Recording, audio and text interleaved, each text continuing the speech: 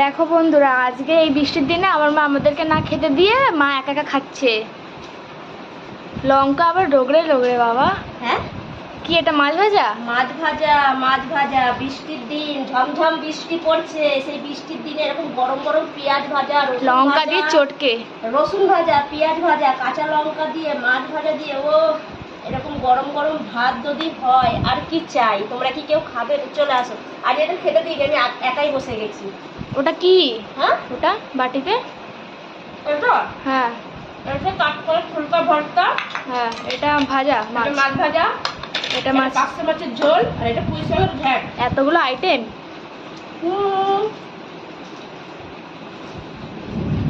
আমি না তো মাছ ভাজাতে ভাত খেতে আমার। আবার এরকম দু রকম মাছ ভাজা নিয়ে বসেছি আজকে। এই বৃষ্টির দিনে মাছ ভাজা ভাত। ও হুম? বৃষ্টির দিনে মাছ ভাজা আর ভাত। বৃষ্টি, হ্যাঁ বৃষ্টি